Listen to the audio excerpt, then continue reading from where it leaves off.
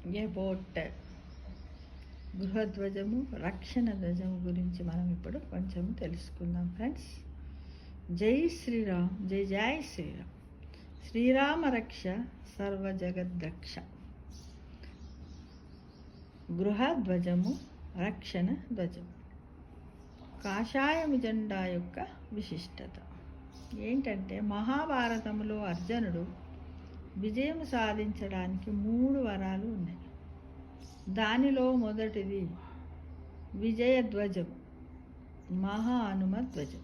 కావున మనమంతా కాషాయ జెండాను ఎగురవేద్దాం. విజయధ్వజము ఇంటిపై నిలపడం వలన ఆ ఇంటికి, ఇంటిలో సభ్యులకు జయం ప్రసాదిస్తుంది. దేవతలను ఆహ్వానించడానికి, దేవతలు మన ఇంటిలోకి రావడానికి దారి చూపుతుంది. కావున ప్రతి హిందువు సనాతన సాంప్రదాయాలను కాపాడే ప్రతి వ్యక్తి సనాతన ధర్మాన్ని ఆచరించి ప్రతి హిందువు తన ఇంటిపై విజయధ్వజము ఎగరవేయాలని కోరుచున్నాము. విజయధ్వజాన్ని ఎగరవేయాలని కోరుచున్నాము. అయితే ధ్వజము అంటే ఏంది? దేవతా స్వరూపము, పూజనీయం. ధ్వజము వృషభ దేవతా స్వరూపము, పవిత్రం. ధ్వజము నరదృష్టి నివారణము, శుభప్రదం. ధ్వజము సుబ్రహ్మణ్య స్వరూపము, గ్రహచార దోషాలు తొలగు. ధ్వజము వాయుస్వరూపము, ఆరోగ్యం ప్రసాదిస్తుంది. ధ్వజము సూర్యస్వరూపము, బలమును ప్రసాదిస్తుంది. ధ్వజము చంద్రస్వరూపము, ప్రశాంతతను ప్రసాదిస్తుంది. కావున అట్టి కాషాయము జెండాను ఇంటిపైన నిలిపిన మనకు అన్ని విధాల లాభము, శుభము, ఆరోగ్యము, జయము ప్రసాదిస్తుంది. కావున ప్రతి ఇంటిపై ఎగురవేద్దాం, సనాతన ధర్మాన్ని కాపాడుదాం. జై శ్రీరామ్, జై జై శ్రీరామ్, జై శ్రీరామ్. శ్రీరామ రక్ష జగద్రక్ష.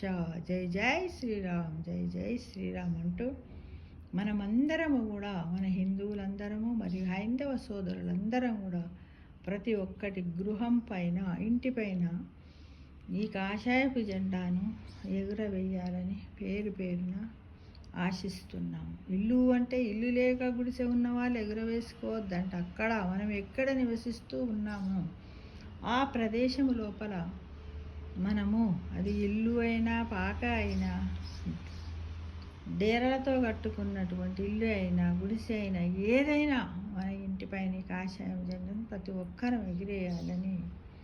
ఎందుకంటే ఈ కాషాయం జెండా యొక్క విశిష్టత, ఇన్ని రకాల దేవతా స్వరూపాలు ఉన్నాయి కాబట్టి మనమందరం కూడా మన ఇంటిపైన, ఒకవేళ ప్రతి ఉగాదికేనంటే, ఉగాది కొత్త సంవత్సరాది కదా, మనకు 60 తెలుగు సంవత్సరాలు ఉన్నాయి. అందులో 39వ సంవత్సరం ఏంటిది? అది శ్రీ విశ్వవసునామ సంవత్సరం.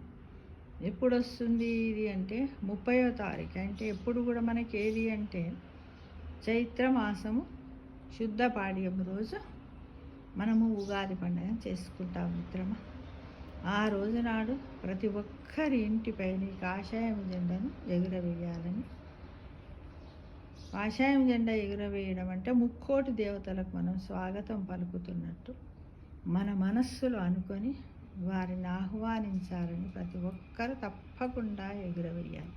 ఈ 2025 ఈ సంవత్సరం ఏంటి? ఇప్పటి నుంచే వసంత ఋతువు ప్రారంభమవుతుంది మిత్రమా అని అందరూ తెలుసుకోండి.